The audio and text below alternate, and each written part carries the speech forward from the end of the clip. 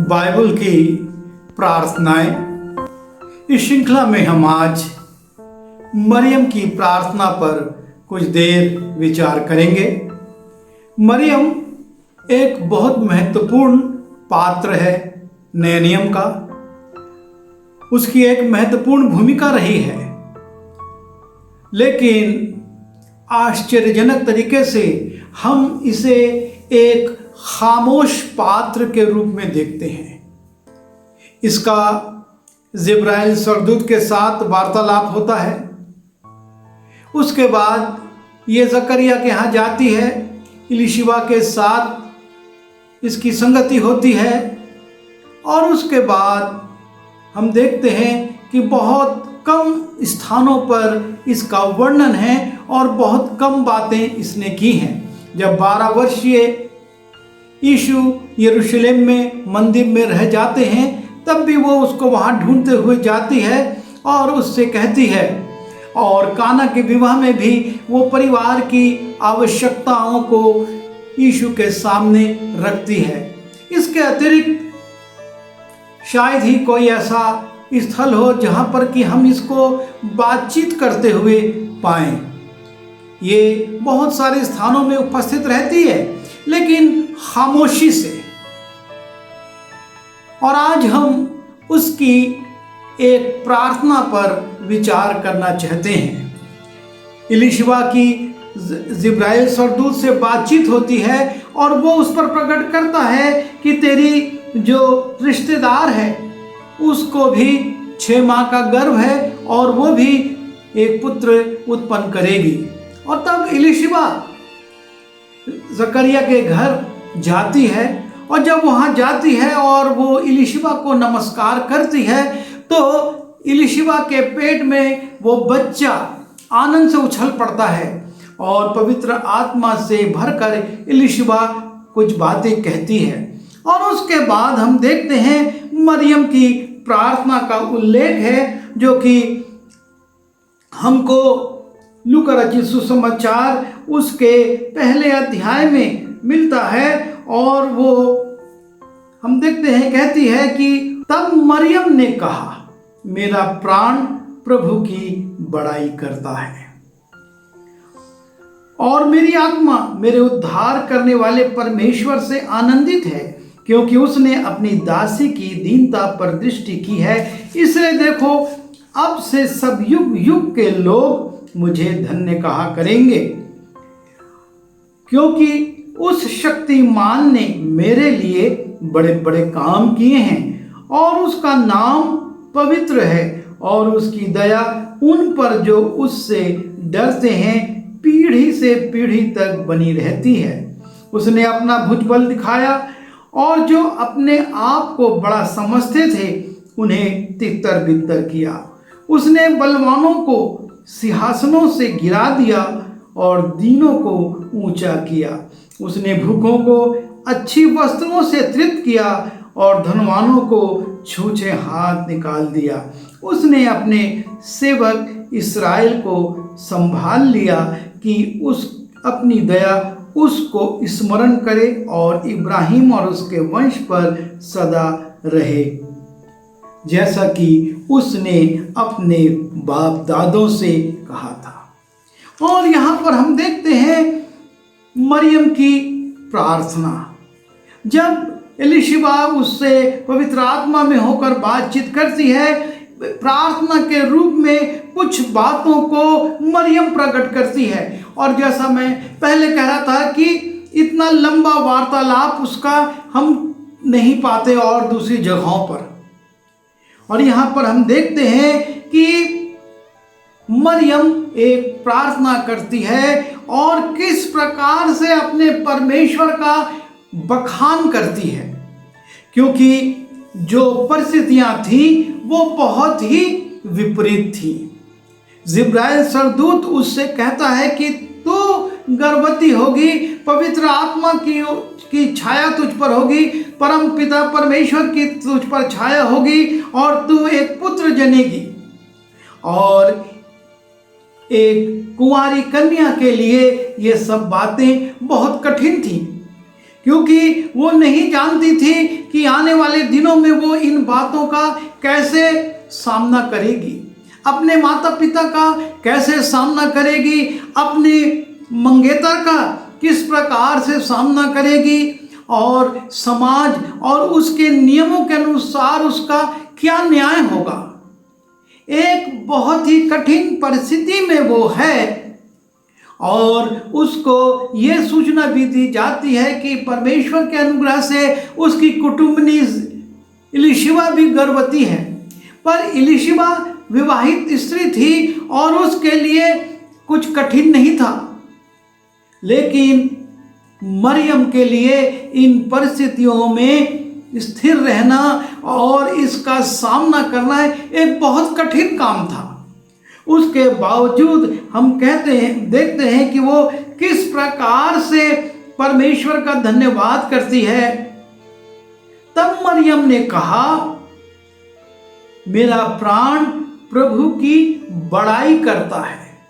इस सारी विपरीत परिस्थितियों में जिसको उसे अकेले ही झेलना है, वो कहती है मेरा प्राण परमेश्वर की बड़ाई करता है।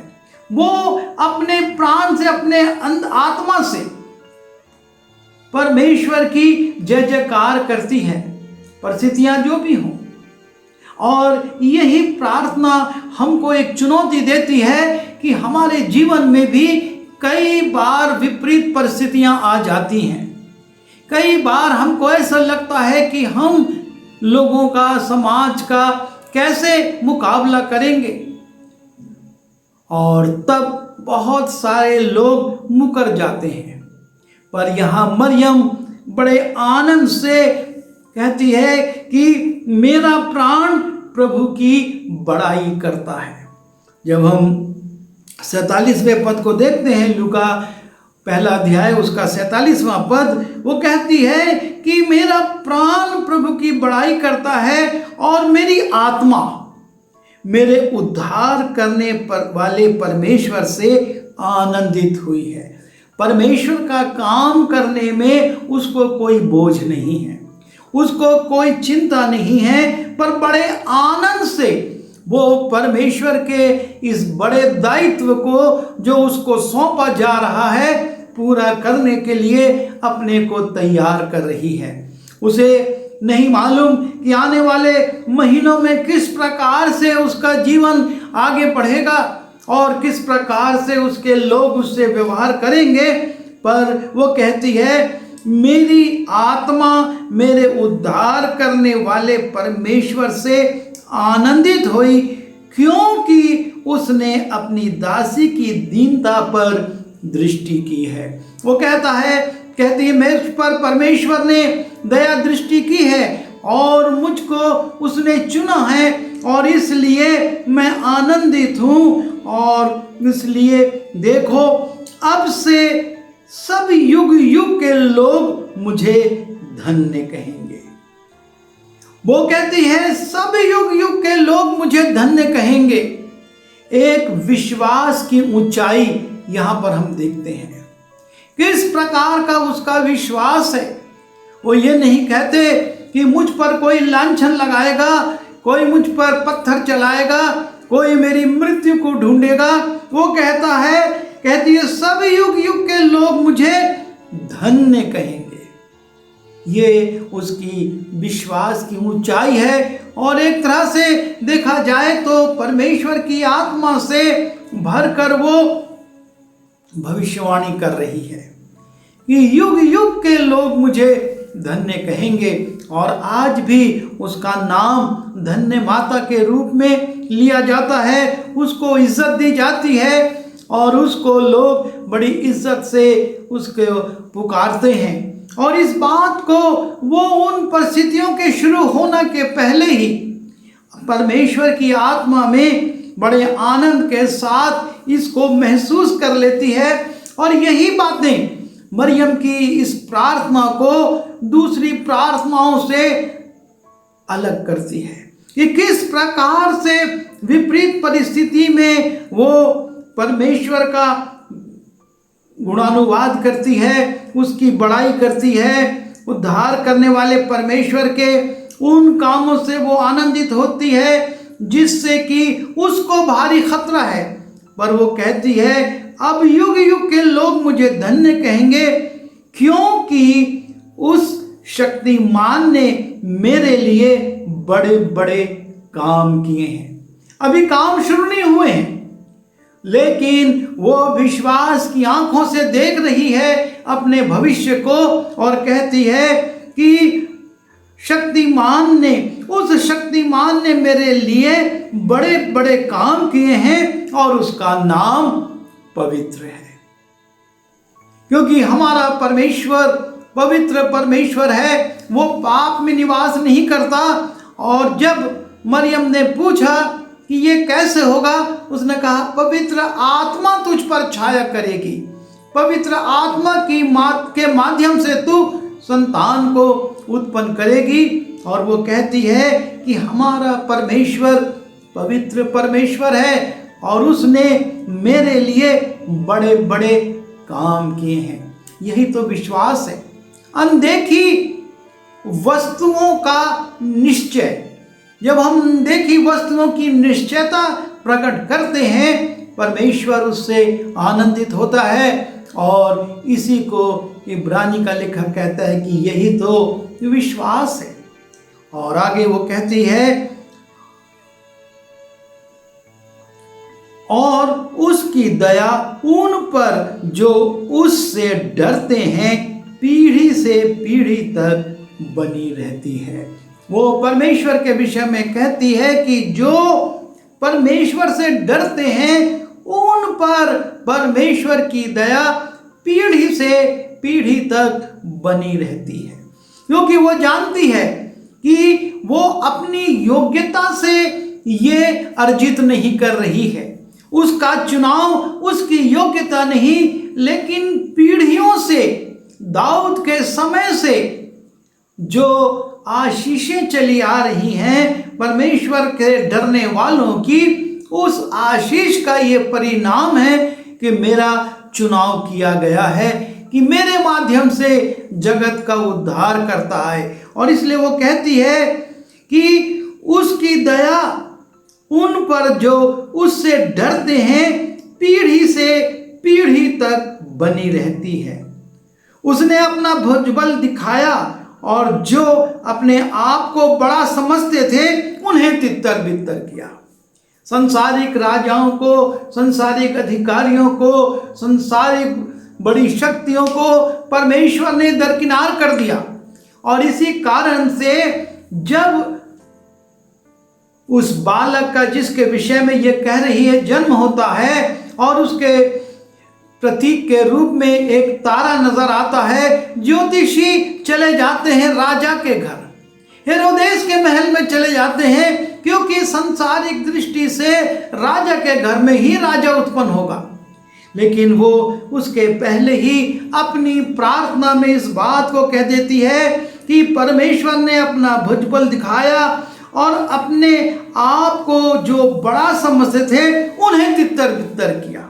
सारा यरूशलेम घबरा गया था, राजा हेरोदेस सकते में आ गया था और उन ज्योतिषियों को बुलाकर कहता है तारा कब दिखा, और जब वो तुमको मिल जाए तो मुझको आकर बताना ताकि मैं भी उसको प्रणाम करूं।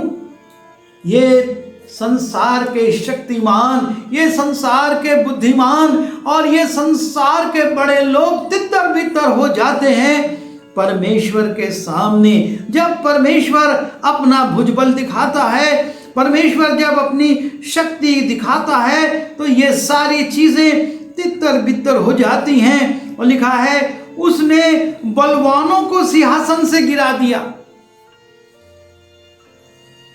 एक साधारण स्त्री है, लेकिन वो विश्वास की आंखों से उन बातों को जो भविष्य में होने वाली है देख रही है और अपने परमेश्वर का गुणानुवाद कर रही है कि उसने बलवानों को सिंहासन से गिरा दिया और दिनों को ऊंचा किया। यीशु मसीह जो दीन था, जो कि एक महल में नहीं, एक गौशाला में जन्मा था, उसको परमेश्वर ऊंचा करेगा। और ये बलवान लोग, ये हेरोदेस और ये बड़े बड़े लोग गिरा दिए जाएंगे। और वही हुआ। लिखा है, उसने भूखों को अच्छी वस्तुओं से तृप्त किया और धनवानों को छूछे हाथ निकाल दिया। वो साधारण लोग, वो गरड़िए उस आनंद में आए और उन्होंने उस बालक को देखा, लेकिन वो धनवान, वो राजा हाथ मलता रह गया।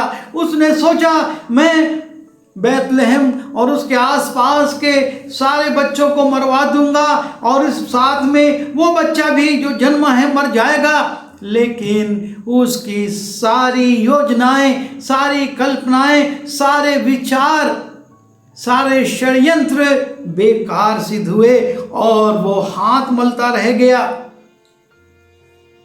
उसने अपने सेवक इस्राएल को संभाल लिया, क्योंकि उसका ये वायदा था कि वो इस्राएल के उद्धार के लिए, उसके छुटकारे के लिए अपने बेटे को भेजेगा।